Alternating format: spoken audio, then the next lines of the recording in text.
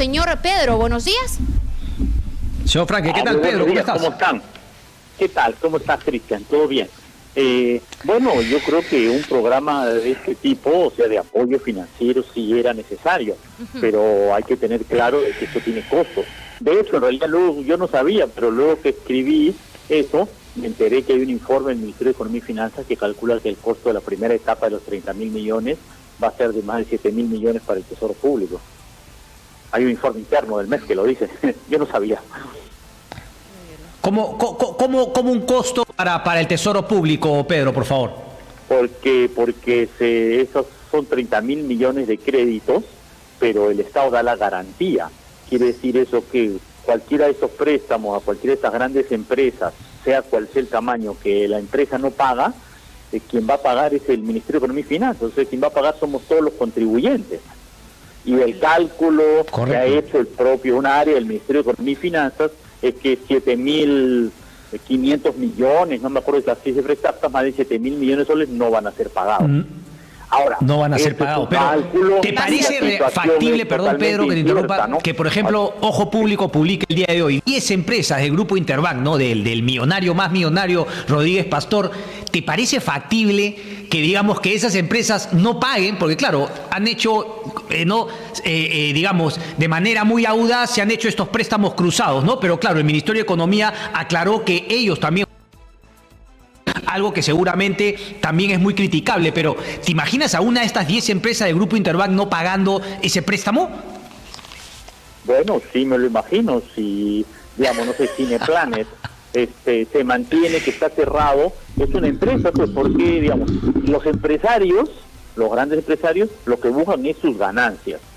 Si, digamos, si la empresa está quebrando, va a tener pérdida, el señor Rodríguez Pastor va a poner la mano en su bolsillo para rescatar a la empresa. Si no se lo exigimos o pedimos, yo creo que no, porque está claro que al señor no le gusta meterse la mano en el bolsillo cuando se trata de pagarle los salarios de sus trabajadores. Entonces, la empresa va a quebrar y ya está. La deuda no se paga, el señor podrá tener dinero en su bolsillo, el señor Rodríguez Pastor mucho dinero en su bolsillo, la empresa puede haber tenido grandes ganancias en años anteriores, pero así funciona ese sistema, claro, digamos, ¿no? Pero también hay una garantía en la cual el Estado puede voltearle a la empresa. O sea, yo veo quizá más factible que sean pequeñas empresas a las cuales les ha llegado muy tarde la ayuda, que finalmente vayan a desaparecer y no puedan pagar. A que, por ejemplo, no vaya a pagar esta empresa, pero claro, igual el banco y si no el Ministerio de Economía podría voltearse hacia esta empresa grande y finalmente de alguna manera recuperar de alguna manera lo que le había prestado. Creo que el máximo son 10 millones de soles por empresa. Bueno, si una empresa entra en liquidación, imaginemos pues Cineplanet, no sé, estamos en alguien que todos conocemos y que podría suceder, sí. ¿Ok? Cineplanet, digamos que entra en quiebra. ¿Qué quiere decir eso? Que no tiene activo, no tiene recursos para pagar todo lo que debe. Desde luego, pues yo supongo que tiene pues activos, edificios, etcétera, que pueden pues efectivamente venderse y rematarse. Ahora, ¿cuánto se sacará por esos cines? Bueno, la verdad es que no lo sé, porque claro, son buenos edificios, pero están hechos para cine, y no sé cuándo vamos a regresar al cine, lamentablemente. Correcto. Y por otro lado, esa empresa probablemente tenga otras deudas. Quizás los cines están hipotecados y tienen prioridad para pagarse eso. La empresa posiblemente va a tener obligaciones con los trabajadores. Las obligaciones con los trabajadores son prioritarias de acuerdo a la ley peruana. ¿Me explico? O sea, a sus trabajadores hay que pagarles su CTS, su liquidación. Según la ley peruana, si una empresa quiebra, las obligaciones con los trabajadores son primero. Entonces, en este programa de reactiva de estas deudas, nada dice de que esa plata del Estado vaya primero que la que le puede haber dado, no sé, el Interbank hace 10 años. ¿Me explico? Entra en las mismas condiciones, ¿ok? Nada asegura que se le pague primero al Estado. Los contratos no dicen que esta deuda es prioritaria a las anteriores. No sé si me explico. Así que puede suceder. Claro. Han faltado a ver candados que nos protejan, que protejan, digamos, esa garantía, porque sabíamos que había un riesgo, definitivamente. Claro, yo creo que también hay un tema de que grandes empresas, algunos países lo han planteado, sino que han tenido muchas utilidades en los años anteriores, que han distribuido muchas utilidades.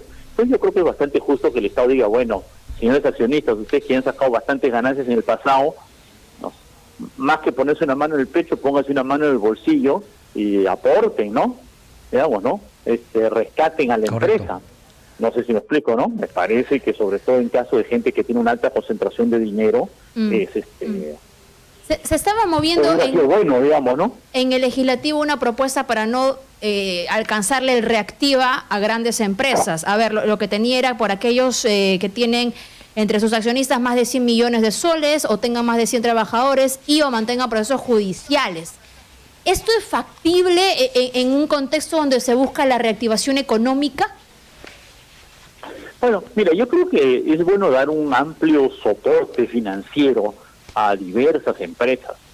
Y yo creo que tal vez la principal debilidad que queremos criticar de Reactiva Perú es que a quienes no ha llegado, ¿no? Porque está bien criticar a quienes ha llegado, pero yo creo que sobre todo hay que criticar a quienes no ha llegado, porque me parece que el principal problema es que hay en realidad millones de pequeñas empresas y de agricultores, de gente que tiene un crédito hipotecario de carro que no ha recibido ninguna ayuda, ¿no? Entonces uno se pregunta por qué está bien que el Estado ponga, pues, no sé, 10.000, 20.000 millones de soles, digamos, 10 millones de soles es una gran empresa y no le ayude al señor que, bueno, ha perdido su chamba y tenía un crédito hipotecario y le van a quitar su casa. ¿Me explico? A mí no me parece justificado. Yo creo que también hay que dar una ayuda financiera a esta persona que tiene un crédito hipotecario, que tiene otras deudas, y una o incluso pequeñas empresas para reactivar, ¿no? Ahora toda esta gente que ha retornado a sus pueblos, bueno, una ayuda para que produzcan algo en la tierra, ¿no? ¿Eso no ocasionaría, a ver, que de pronto los créditos se encarezcan? También asegurar todo tipo de crédito ahora mismo, hipoteca, préstamos a todo el mundo. No, bueno, lo que ha hecho el gobierno peruano, como, no sé, muchísimos gobiernos en el mundo, no sé si todos, pero digamos, en Estados Unidos, en Europa, en todas partes, es que el Banco Central de Reserva ha dado un soporte de liquidez, o sea, créditos masivamente a tasa de interés más baja. El Banco Central de Reserva del Perú correctamente ha bajado la tasa de interés y la tasa de interés que el BCR le da a los bancos ahora es 0,25%. O sea, si el banco le quiere prestar a cualquier persona y no tiene dinero, puede ir al BCR y decirle, dame plata, y el BCR le da. ¿A qué tasa le da? A 0,25%, es una tasa ínfima. Y eso podría ampliarse, como este programa reactiva, a otros sectores a quienes no se ha llegado, podría ampliarse, ¿no? Entonces muchos países lo que han hecho es reducir la tasa de interés y eso está bien porque eso se necesita ahora para impulsar la economía, para impulsar la demanda. Ok, correcto. Con mayor garantía del Estado, me imagino. Sí, Cristian. Bueno, claro, desde luego sí. Porque el riesgo es grande. No, perdón, sí. Dale, por favor. No, que efectivamente, claro, hay que mantener un cierto criterio de un manejo bancario adecuado con garantías, ¿no? No sé si me explico, tampoco es cuestión de regresar la plata de ninguna manera, ¿no? Pero, digamos, un crédito hipotecario suele tener una buena garantía que es la casa, ¿no? Entonces, digamos, hay mecanismos para hacerlo, ¿no?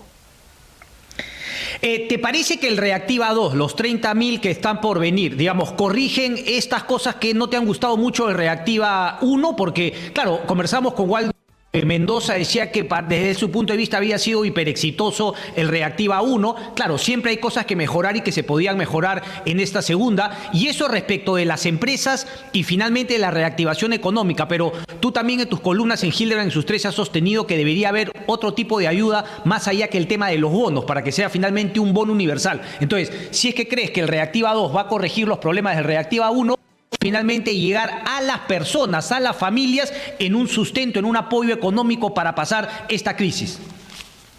Bueno, no, el Reactiva 2 no tiene ese mecanismo, ¿no? Como tú dices, yo creo que había otro brazo, o sea, otro brazo operativo, otro apoyo, que era el bono, que han sido los bonos a las familias, y que yo creo que se ha dado muy poco, porque efectivamente 760 soles por 4 meses, pues es una cantidad bastante baja. Yo creo que debe darse 2 o 3 veces ese bono.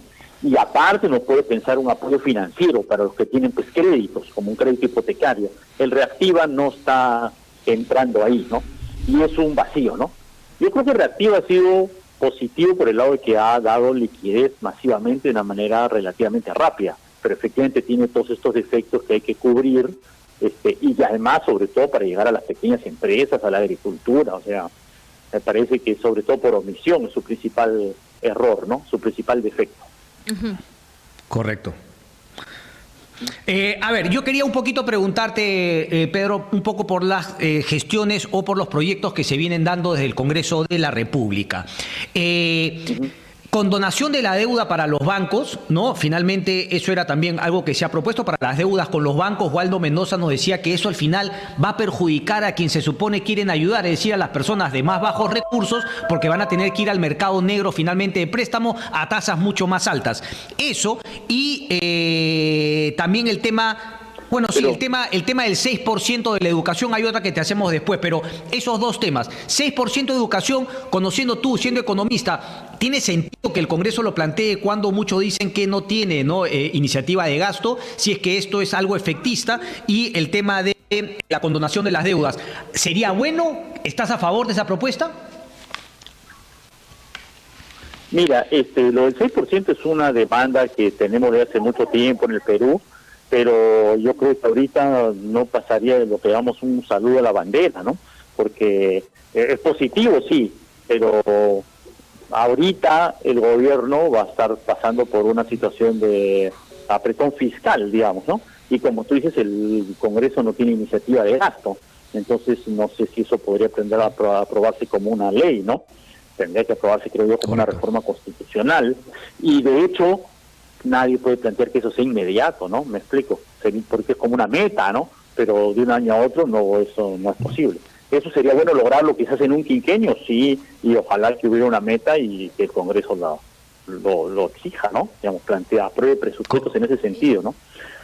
Y la condonación de las deudas, me parece que es como, hay que pensar, condonación total de la deuda, creo que no se ha planteado, no se ha planteado una cosa como temporal, ¿no? De intereses por un periodo, sí, ¿no? Temporal, ¿no? Entonces, efectivamente, el riesgo de esas medidas es que pues pueda generar un golpe demasiado grande a los bancos y a mi juicio también que puede afectar un poquito la competencia, porque típicamente los bancos pequeños son a veces los que cobran una tasa más grande.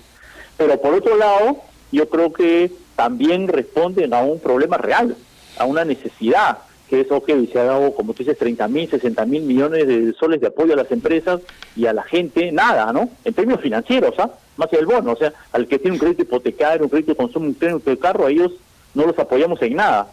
Entonces me parece que en ese sentido el gobierno, porque estas son cosas que mejor se trabajan del Poder Ejecutivo, debería tener una alternativa al respecto. Ahora, entiendo que usted también se ha expresado respecto al tema de la ONP. Parece que no hay una comprensión de cómo funciona esto en el legislativo, donde se habla más bien como de un fondo, sin embargo, es más bien un sistema solidario, ¿verdad? Ahora, la solución en paralelo que tendría que buscarse, y más bien eso, velar en el legislativo, ¿podría explicárnosla usted? ¿Ha propuesto quizá que se les entregue en una única entrega a los que no tienen más de 20 años de aporte, 19 años, y que sin embargo han dado su porcentaje tanto tiempo y no han recibido nada? Efectivamente, ¿no? Uno, hay que entender que la ONP es lo que se llama un sistema de reparto, que me devuelve mi plata, la plata no está ahí, ya se le dio a los jubilados. ¿Me explico? O sea, así funciona el sistema en todas partes del mundo. Eso, el Perú, no, así funciona en Estados Unidos, así funciona en Francia, así funciona en Italia, así funciona en España, me explico. El sistema de pensiones de este tipo funciona así en todas partes. Ahora, efectivamente, la ONP tiene algo que es bastante negativo y que no tiene por qué ser así, que es que si tienes 19 años de aporte no te reconocen nada. Y entonces yo creo que ahí hay que establecer una ley que permita, ha habido varios proyectos en el Congreso pasado, ¿no? Me parece que Indira Huilca presentó uno, para que a partir de 10 años o 15 años de aporte tenga una pensión disminuida, por supuesto, porque tiene que haber una cierta correlación entre lo que uno contribuyó y lo que uno recibe, ¿no? Pero debe haber algún tipo de pensión. Y si contribuiste muy poco, digamos, si solo fueron 5 años, 8 años, y ya no te da para pensión, ya pues que te den una cantidad, ¿no?